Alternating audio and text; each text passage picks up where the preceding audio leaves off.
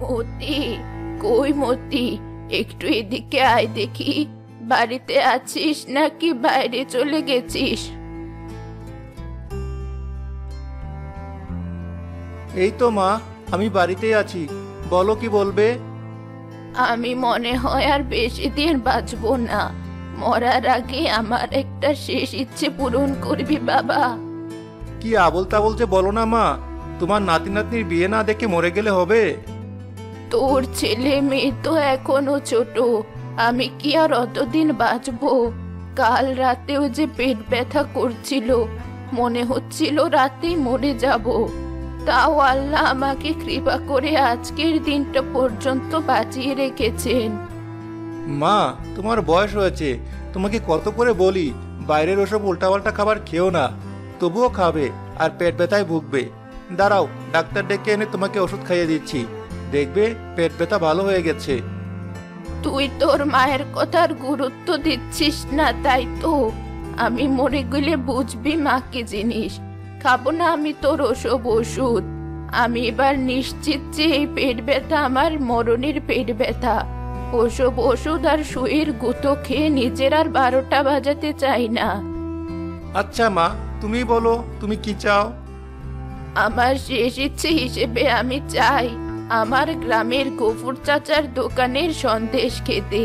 ছোটবেলায় কত খেতাম ওই দোকানের সন্দেশ, এখনো মনে হলে জিভে জল আসে। সে তো অনেক আগের কথা, এখনো ওই দোকান আছে কিনা কে জানে। কেন থাকবে না? এত স্বাদের সন্দেশ যে দোকানে পাওয়া যায়, সেই দোকান বন্ধ হবে কি করে?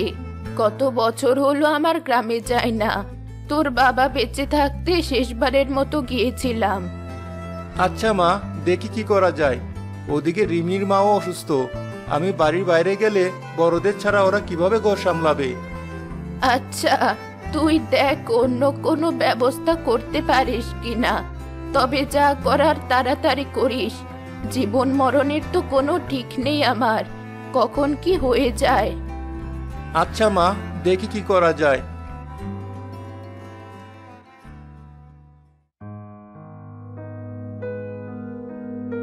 কি হলো, তোমার মুখটা অমন শুকনো কেন?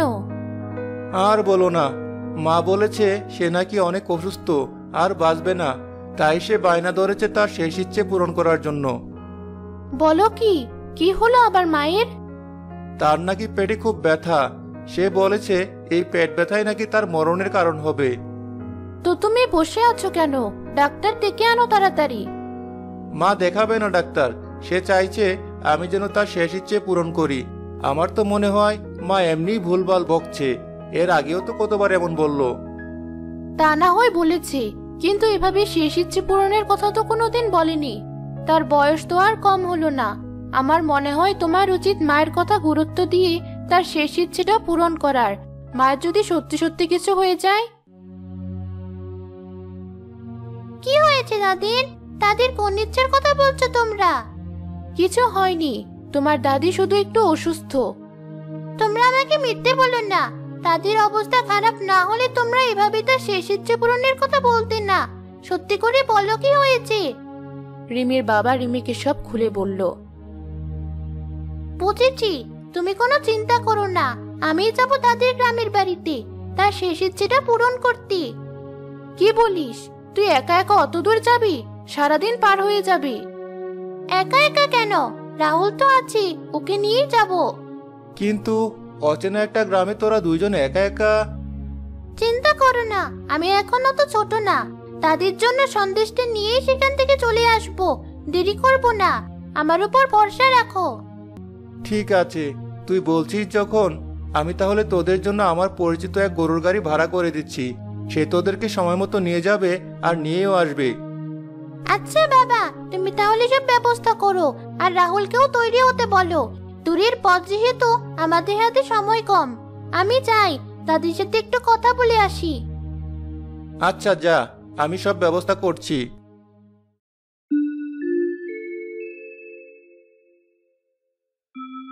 রিমি, তুই এসেছিস?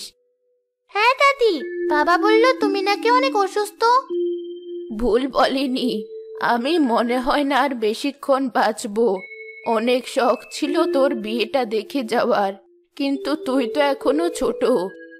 আমি এত ছোট না দাদি, তোমার প্রিয় সন্দেশ রাহুলকে সাথে নিয়ে আমি আনবো। তুমি আর কয়েক বছর বেঁচে থাকো, তাহলে আমার বিয়েটা দেখে যেতে পারবি। কিন্তু এত সময় তো আমার হাতে নেই।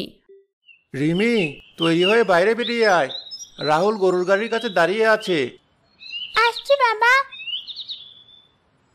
দাঁড়া, এই নে, এই রুমালটায় তোর জন্য নকশি সেলাই করে রেখেছিলাম। যত্ন করে রাখিস আর সাবধানে যাস। আচ্ছা দাদি, যেভাবেই হোক তোমার এই শেষ ইচ্ছেটা আমি পূরণ করবই। আল্লাহ তোকে আজীবন সুখে রাখুক।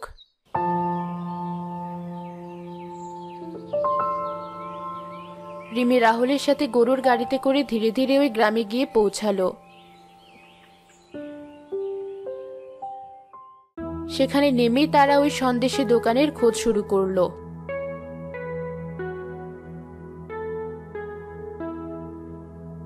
এই নামে কোনো দোকান চিনি না।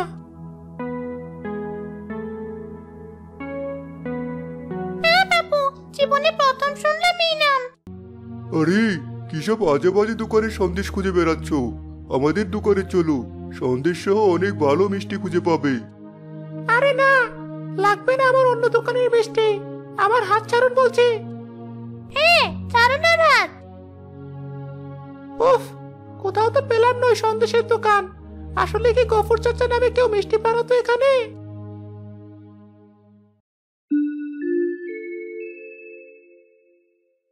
গফুর চাচা? হ্যাঁ, এই নামে অনেক আগে বিখ্যাত এক মিষ্টান্ন আর সন্দেশ বিক্রেতা ছিল, কিন্তু সেই দোকান তো অনেক আগে বন্ধ হয়ে গেছে। তার ভাই বোন বা ছেলেমেয়েরা কি কেউ আর মিষ্টির দোকান দেননি পরে? তার ছেলেমেয়েরা তো অনেক আগে এই গ্রাম ছেড়ে দূরে চলে গেছে, আর তার ভাই বোন সম্পর্কে তেমন কিছু জানি না আমি। তারা কোনো দোকান দিলে অবশ্যই সেটা সবাই জানতো। আপনাকে অনেক ধন্যবাদ আমাদেরকে সঠিক তথ্যটা দেওয়ার জন্য। চল বোন, আমরা তাহলে গরুর গাড়ির দিকে হাঁটা শুরু করি, তাহলে তাড়াতাড়ি বাড়ি ফিরে যেতে পারবো। এখান থেকে চলে গেলে দাদির শেষ ইচ্ছে পূরণ করবো কিভাবে? আমি তো দাদিকে কথা দিয়ে এসেছি। তোর কথা রাখার তো কোনো পথ খুঁজে পাচ্ছিস না, কিভাবে রাখবি কথা? আর আমার মনে হয় না দাদির কিছু হবে। দাদি তো প্রায়ই বলে যে সে মরে যাবে। এ আর নতুন কি? কিন্তু এবার তোমাদের দাদি ঠিক কথাই বলছে। তার হাতে আর বেশিক্ষণ সময় নেই। তোমার রুমালে লেগে থাকা তার গায়ের গন্ধ শুকে আমি স্পষ্ট টের পাচ্ছি। আপনি কে? আর আমার রুমালের গন্ধই বা নিলেন কখন? এত তীব্রভাবে মৃত্যুর গন্ধ আসছে ওই রুমাল থেকে, চাইলেও নিজেকে দূর থেকে সামলাতে পারিনি। আপু, আমার মনে হয় হাঁটতে হাঁটতে ভুল পথে চলে এসেছি। চল এখান থেকে চলে যাই। দাঁড়াও দাঁড়াও, এত ব্যস্ত হচ্ছ কেন? তোমাদেরকে দেখে তো এই গ্রামে নতুন মনে হচ্ছে। কিছু খুঁজছিলে বুঝি? আমি এই গ্রামের আনাচে কানাচে সব চিনি। বলো তোমাদের কি লাগবে? আপু, এই বুড়ি মহিলাকে আমার সুবিধার মনে হচ্ছে না। গায়ের চামড়াগুলো কেমন দেখেছো? একে কিছু বলার দরকার নেই। কিন্তু সে যদি আমাদেরকে গফুর চাচার বানানোর সন্দেশের সন্ধান দিতে পারে, এই সুযোগ আমি কিভাবে হাতছাড়া করি? কি বললে? গফুর চাচার সন্দেশ? আমি জানি গফুর চাচার মতো সে একই স্বাদের সন্দেশ কোথায় পাওয়া যায়। সত্যি জানেন? তাহলে বলুন দয়া করে, আমার দাদির শেষ ইচ্ছে ওই সন্দেশ খাওয়া। তা না হয় বললাম, কিন্তু তার বিনিময়ে তোমাকেও যে আমার কটা কাজ করে দিতে হবে। কি কাজ বলুন? আমি সব কাজ করতে রাজি।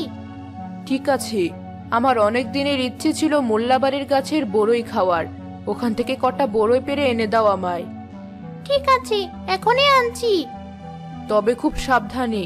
একবার যদি এই বাড়ির কেউ তোমাকে দেখে ফেলে, একটা মারও মাটিতে পড়বে না, সে তুমি যেই হও না কেন।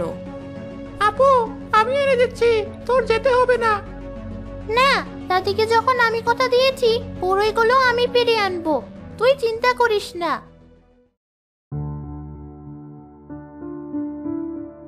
রিমি অতি সাবধানে বড়ই গাছ থেকে বড়ই পাড়তে থাকে। হঠাৎ শব্দ হওয়ায় তাড়াহুড়ো করতে গিয়ে বড়ই গাছের কাঁটা তার হাতে বিঁধে যায়। সে বড়ই নিয়ে ফেরত আসে। এই নিন বড়ই। আপু, তোর হাতের এই অবস্থা কেন? রক্ত মাখানো বড়ই, ঠিক যেমনটা আমি চেয়েছিলাম। মানে? ও কিছু না, তোমার হাতে রুমাল পেঁচানো শেষ হলো? এবার চলো, তোমার পরের কাজটা দেখাই। হ্যাঁ চলুন।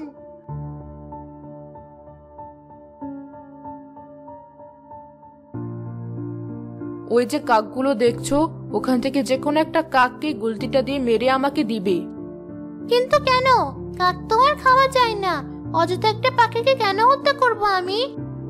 খাওয়া যায় নাকি না যায় সেটা আমি দেখবো। তুমি একটা কাক আমাকে মেরে দিবে কিনা সেটা বলো, নয়তো আমি চললাম। না না, আমি করব, দিন আমাকে গুলতিটা। রিমি গুলতি দিয়ে একটা কাক মেরে ডাইনিকে দিল। ডাইনি খুশি মনে মরা কাকটা তার থলেতে ভরে তাদেরকে একটা পুকুর পাড়ে নিয়ে গেল। তোমাদের দুজনের মধ্যে কি কেউ সাঁতার পারো? জি না। তাহলে এটাই তোমার শেষ কাজ। ওই পুকুর পাড়ে বসে থাকা ছেলেটাকে ধাক্কা দিয়ে পুকুরে ফেলে দাও, তাই হবে। কিন্তু ওই ছেলেটাও যদি সাঁতার না জানে? আরে জানে জানে, না জানলে পুকুর পাড়ে কি করছে? যাও, তাড়াতাড়ি কাজটা সেরে ফেলো। ঠিক আছে। রিমি যখনই ছেলেটাকে পেছন থেকে ধাক্কা মেরে ফেলে দিতে যাবে, ঠিক তখনই পেছন থেকে এক বয়স্ক লোক রিমির হাত ধরে রিমিকে সেখান থেকে চুপচাপ সরে আসতে বলে। আমি তো এমনি মজা করছিলাম। তুমি কি জানো যে ওই ছেলে সাঁতার জানে না? তোমার মজার ছলে ওর কিছু একটা হয়ে গেলে কি হতো? আশেপাশে তো অন্য লোকজনও নেই। তোমরা দুইজন কি ওকে বাঁচাতে, নাকি ওকে এভাবে রেখে পালাতে? আমরা নিজেরাও সাঁতার জানি না, কিন্তু ওই বয়স্ক মহিলাটা তো বলেছিল ও সাঁতার পারে। কোন বয়স্ক মহিলা? দাঁড়ান, আমি আপনাকে সব খুলে বলছি।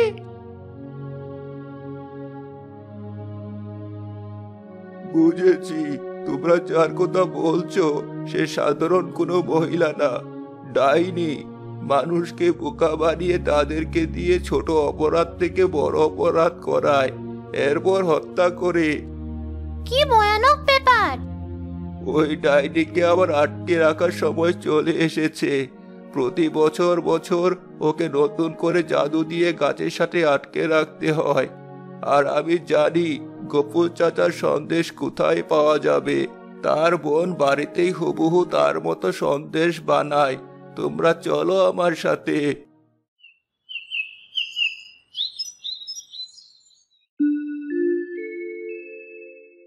ওরা এখনো আসছে না যে? রাত হয়ে যাবে তো বাড়ি পৌঁছাতে। মামা, চলুন জলদি, আমরা এসে পড়েছি। হ্যাঁ চলো। সেই হুবহু আগের স্বাদ। তোদেরকে অনেক ধন্যবাদ রিমি আর রাহুল, এই বুড়ির শেষ ইচ্ছেটা পূরণ করার জন্য। আমি তো ভেবেছিলাম আমার এই ইচ্ছা পূরণ হওয়া সম্ভব না। তুমি আমাদের কতবার না পূরণ করেছো দাদি, আর আমরা তোমার এই সামান্য ইচ্ছেটুকু পূরণ করব না? সামান্য আর কই, আর একটু হলেই তো। চুপ রাহুল। ওরা দুজনই অনেক সুখী হো, এটাই আমার আসল শেষ ইচ্ছে।